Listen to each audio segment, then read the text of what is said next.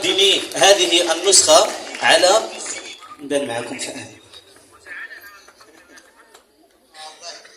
طبيعة الحال صفية والحسين ما كاينش اللي وعطى واحد الصورة على اللهجة الشمالية انه كما نقولوا بالدقة والابداع. شكرا. اذا صورة تذكارية.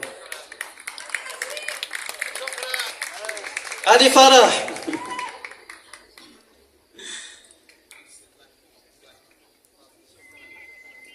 هنيئا لك استاذ.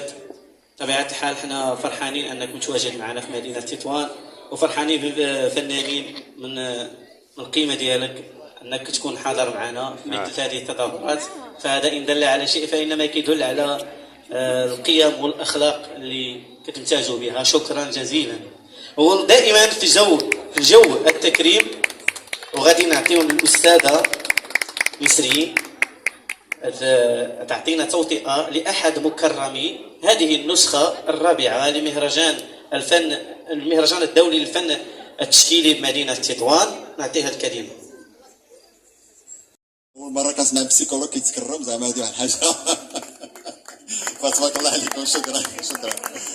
بغيت غنقول واحد ان هذا التكريم الام ديالي والاب ديالي مع الاذان الله اكبر رحمهم الله، في الوقت اللي حتى واحد ما كيامن بك او قليل اللي كيامن بك، قليل اللي كيثق فيك، في الوقت اللي بعض الاساتذه كانوا كيقولون الوالدين ديالي بنك ماشي للقرايه، كانوا كيامنوا بيا.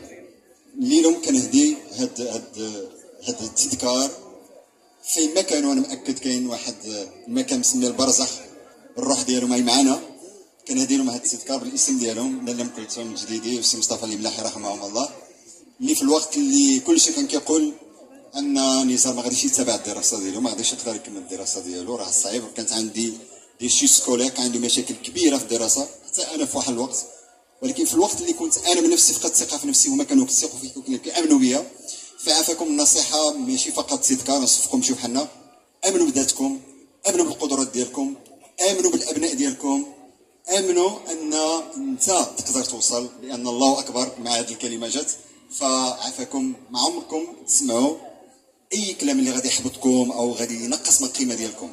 فشكرا جزيلا. شكرا للاسره الكريمه اللي حضرت معي، الاحباب اللي حضروا معايا. واحد الاخت بغات تعطيني واحد اللوحه اذا سمحتوا. شكرا جزيلا. فنانه تشكيليه. شكرا. فنانه تشكيليه ثريا الهيشو كتقدم تذكار الدكتور نزار الملاحي، كنشكروها بالنيابه على الجميع. عمل فني تبارك الله عليك.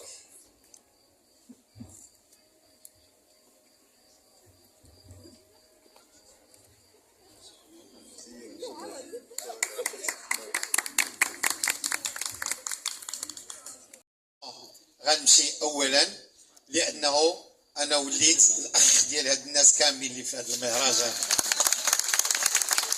وعندي اخ اخر اللي اكتشفتو هذه واحد 3 سنين اللي هو سيدي نزار، دكتور نزار، اللي فعلا انسان بما تحملها هذه الكلمه من صفات.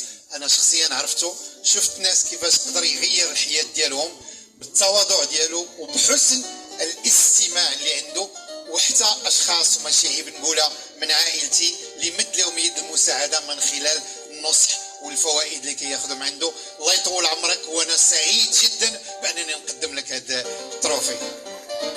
تبارك الله عليك الفنان رشيد الوالي. ونحن ايضا كنعتبره جزء من هذه المدينه، جزء لا يتجزأ. انا دابا ضروري ما نقولش نخرج على الستار شويه. اذا تحت تصفيقاتكم نكرم الدكتور نزار الملاحي، بطبيعه الحال احد ابطال هذه المدينه. وايضا كما لا يفوتني ان نشكر اداره المهرجان على هذه صفاتها لوجوه فنيه اعطت الشيء الكثير في المجال الفني والابداعي.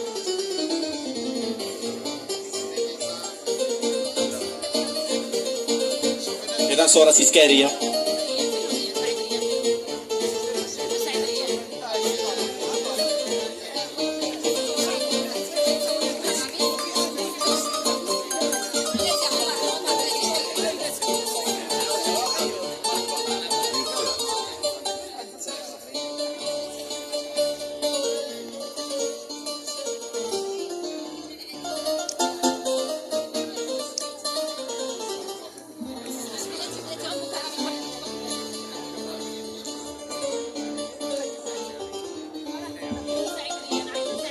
اذا صوره تكراريه. استاذ سعيد ريان وذا كان متواجد معنا يلتحق بنا المنصه. استاذ والفنان سعيد ريان يلتحق بنا المنصه. وصوره تذكاريه لمكرمي هذه النسخه الرابعه لمهرجان الدولي للفن التشكيلي بمدينه تطوان. وايضا ما ننساوش نشكروا الفرقه الموسيقيه اللي حاضره معنا. تبارك الله عليكم.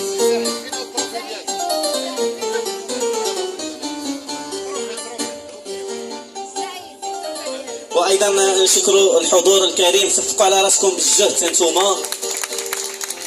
وجوه انيقه وجميله حضرات واتت هذا الفضاء الجميل، فضاء دار الصنعاء بمدينه تطوان.